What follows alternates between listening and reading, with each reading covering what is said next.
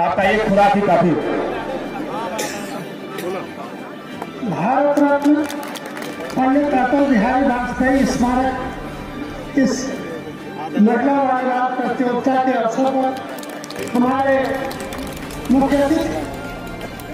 अगर आप हमारे चैनल पे नए हैं तो रेड सब्सक्राइब बटन दबा के हमारा चैनल सब्सक्राइब कर ले और घंटा दबा के अंदर आ जाए। माननीय केशव प्रसाद मौर्य जी जो उत्तर प्रदेश सरकार के उप मुख्यमंत्री हैं, मैं सुल्तानपुर जनपद की तरफ से उनका हार्दिक स्वागत करता हूं। इस अवसर पर उपस्थित खेल निदेशक, अंतर्राष्ट्रीय हॉकी के प्लेयर और डॉक्टर श्री आर.पी. सिंह साहब का मैं हार्दिक स्वागत करता हूँ। इस अवसर पर हम उपस्थित सभी विधायक माननीय देवमणि जी, माननीय सीताराम वर्मा जी, माननीय सुरभान सिंह जी, माननीय राजेश गौतम जी, मिल्कीपुर से आए हुए विधायक मंडी बाबा जी, हमारे समिति के सभी साथीगण, हमारे समिति के अध्यक्ष आदरणीय रामचंद्र मिश्र जी, सभी पूर्व अध्यक्ष, जिला अध्यक्ष जी, हम सभी का हार्दिक स्वागत और अभिनंदन करते हैं। माननीय मुख्य अतिथि जी, हमारा ये पंच स्टेडियम जो उत्तर प्रदेश के प्रथम मुख्यमंत्री के याद में स्थापित किया गया था, आज इसकी बहुत सारी समस्याएं हैं। बैडमिंटन हॉल का जो फ्लोर है सीमेंटेड है, कोई एथलेटिक ट्रैक नहीं है और बहुत सारी अवस्थाओं से ग्रस्त है। मैं चाहूँगा माननीय निदेशक जी भी साथ हैं, हमारे यहाँ की मूलभूत असुविधाओं को ध्यान रखेंगे।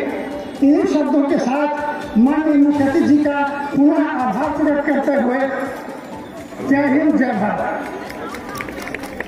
धन्यवाद डॉक्टर साहब।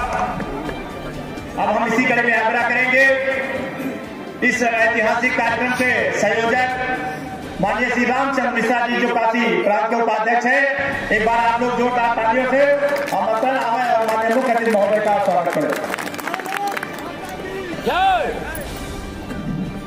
आज भारत रत्न पंडित अटल बिहारी वाजपेयी स्मारक राज्य स्तरीय महिला वॉलीबॉल प्रतियोगिता जो कमल कप के तरफ से भारत सरकार द्वारा एक योजना के तहत आयोजित किया गया है, उस कार्यक्रम में मुख्य अतिथि के रूप में हम सबके नेता, अभिभावक, उत्तर प्रदेश सरकार के उप मुख्यमंत्री माननीय केशव प्रसाद मौर्य जी एवं भारतीय जनता पार्टी के विधायक माननीय श्री देवमणि दुबे जी, माननीय श्री सीताराम वर्मा जी, माननीय श्री सुरभान सिंह जी, माननीय श्री राजेश गौतम जी, भारतीय जनता पार्टी के जिनके अध्यक्षता में कार्यक्रम यहाँ आयोजित हो रहा है, ऐसे हमारे भारतीय जनता पार्टी सुल्तानपुर के लोकप्रिय जिलाध्यक्ष आदरणीय जगदीश सिंह छंगू जी, मंच पर उपस्थित भारतीय जनता पार्टी के पूर्व जिलाध्यक्षगण, माननीय जिले के पदाधिकारीगण और इस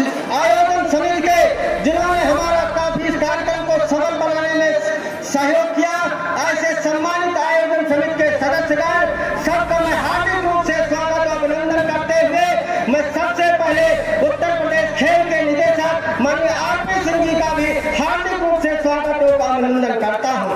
माननीय 25 दिसंबर को पंडित अटल बिहारी वाजपेयी के जन्म दिवस के शुभ अवसर पर यहाँ के जिला क्रीड़ा अधिकारी और यहाँ के जो हमारे इस खेल के राष्ट्रीय वॉलीबॉल के खिलाड़ी रहे हैं और जिनका वेद प्रकाश उपाध्याय और चैंपियन और जो हमारे आयोजन समिति के सचिव है चंदन सिंह, इन लोगों ने मुझे यहाँ आमंत्रित किया। हमारे साथ में ही उत्तर प्रदेश सरकार के पूर्व राज्य मंत्री बड़े भाई आदरणीय प्रकाश पांडे जी भी थे।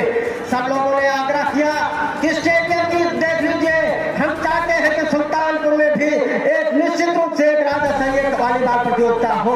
माननीय मैं बताना चाहता हूँ, इस सुल्तानपुर की धरती में तमाम खेल मंत्री, यहाँ तो खेल मंत्री थे, तमाम राजनीतिक नेता भी थे, तमाम राजनीतिक सरकार भी यहाँ पार्टी की सरकार भी रही, लेकिन उस यहाँ के स्टेडियम के बारे में किसी ने चिंता नहीं किया। चिंता किया भारतीय जनता पार्टी की सरकार, माननीय योगी आदित्यनाथ जी की सरकार और नरेंद्र भाई मोदी जी की सरकार ने चिंता किया। उन्होंने पूरे देश भर में कमल कप का एक आयोजित किया गया है। मैं सौभाग्य कहूंगा सुल्तानपुर की धरती को कि 23 और 24 फरवरी को राष्ट्रीय स्तर पर एक खेल कमल कप का आयोजन दिल्ली में किया गया है, जिसमें पूरे देश भर के खिलाड़ी वहां उपस्थित रहेंगे। माननीय मुख्य अतिथि जी, मैं आपको ध्यान आकर्षित कराना चाहता हूं कि इस फील्ड से जो खिलाड़ी जीत करके हमारा विजेता के रूप में जाएंगे, वो दिल्ली के राष्ट्रीय खेल में 23 तारीख को शामिल होंगे, जिसका उद्घाटन हमारे भारत के प्रधानमंत्री नरेंद्र भाई मोदी जी कर रहे हैं। ये सौभाग्य होगा हमारे सुल्तानपुर के जनपद के खिलाड़ियों का कि उस खेल की टीम में सुल्तानपुर भी देश की खेल में वहां पर जाएगा। ये खेल आयोजन कहीं दूसरे जनपद में जा रहा था। धन्य कहूंगा इस खेल के निदेशक को, धन्य कहूंगा खेल के मंत्री माननीय चेतन चौहान जी को। उन्होंने हम जब उनके घर पर गए और माननीय निवेदन किया सीताराम वर्मा जी के साथ, उन्होंने तुरंत इस खेल के दूरीकरण के लिए, इसके सौंदर्यीकरण के लिए तुरंत सारी व्यवस्थाएं की। मैं संक्षिप्त में माननीय आपका धन संसद में जाना है, अमूल समय में ध्यान इसलिए आकर्षित कराना चाहता हूँ कि यहाँ पर पूरी जिले के सारे सम्मानित लोग घूमने आते हैं। सवेरे 4 बजे से लगभग 1000 लोग यहाँ पर टहलते हैं। यहाँ पर बहुत अव्यवस्थाएं हैं और एक दिन पहले मैंने खेल मंत्री से आग्रह करके खेल निदेशक को लाया। सामने हमारे जो बिल्डिंग है 400 फीट पर और सारी मांगे हैं आपको दिया है, हमारी मांग पूरा कराने का कष्ट करेंगे। इन शब्दों के साथ जय हिंद जय भारत। जिंदाबाद जिंदाबाद जिंदाबाद जिंदाबाद। बोलिए भारत माता की जय। इतना धीरे से भाई, बोलिए भारत माता की जय। भारत माता की जय। जय श्री राम, जय श्री राम, जय श्री राम, जय श्री राम। आज कार्यक्रम इतना महत्वपूर्ण है कि जल्दी होनी नहीं चाहिए, लेकिन स्थिति याद है कि आज मैं उपस्थित होने की स्थिति में नहीं था, लेकिन मैंने कहा चाहे जैसे भी होगा हाजिरी जरूर लगाएंगे। इसलिए मैं अपने पूज्य भारत के पूर्व प्रधानमंत्री अटल बिहारी वाजपेयी स्मारक समिति के तत्वाधान में जो राज्य स्तरीय महिला वॉलीबॉल प्रतियोगिता का यहाँ पे शुभारंभ हो रहा है, इस अवसर पर हमारे पार्टी के जिलाध्यक्ष श्री जगजीत सिंह छंगू जी, आयोजन समिति के अध्यक्ष हमारे क्षेत्र के उपाध्यक्ष श्री रामचंद्र मिश्र जी, स्वागत समिति के अध्यक्ष आदरणीय डॉक्टर आर्य वर्मा जी, हमारे सम्मानित विधायकगण आदरणीय सूरभान सिंह जी, आदरणीय देवमणि द्विवेदी जी, आदरणीय सीताराम जी, आदरणीय राजेश गौतम जी, इस नगर पालिका के पूर्व अध्यक्ष श्री प्रवीण अग्रवाल जी, महामंत्री शशिकांत जी,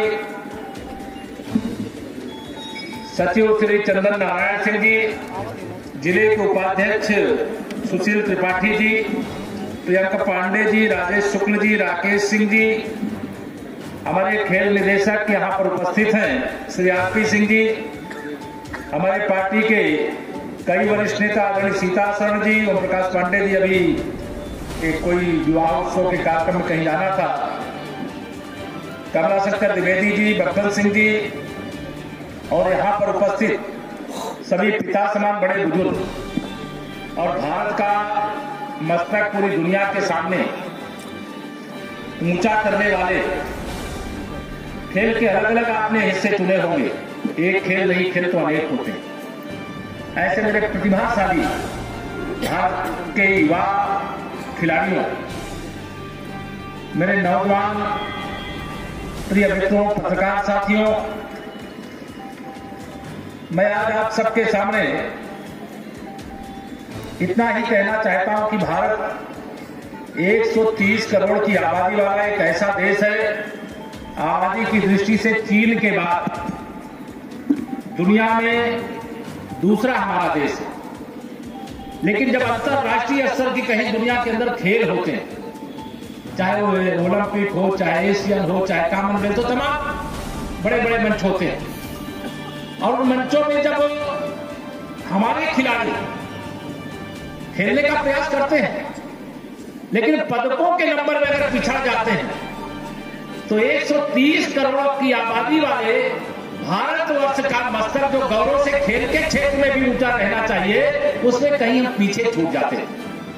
हमें आज माननीय नरेंद्र मोदी जी जैसे भारत को अगर यशस्वी प्रधानमंत्री मिले हैं और उन्होंने खेलो इंडिया के नाम से ऐसी ऐसी प्रतिभाओं को आगे बढ़ाने का काम किया है, जिन प्रतिभाओं ने देश में और दुनिया में नाम ऊंचा करने का काम किया है, तो ऐसे समय में देश की सबसे बड़ी आबादी वाला राज्य उत्तर प्रदेश पीछे कैसे रह सकता है।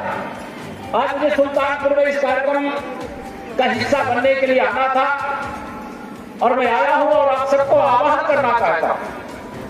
कई चीजें यहां खेल मैदान को लेकर के कई बातें बताई गई है, लेकिन अभी मेरे पास जो सूचना है, स्विमिंग पूल जो तरलताल है उसको ठीक कराने की जरूरत थी, उसके लिए बात से शीघ्रता से पूरा कराने का काम किया जाए।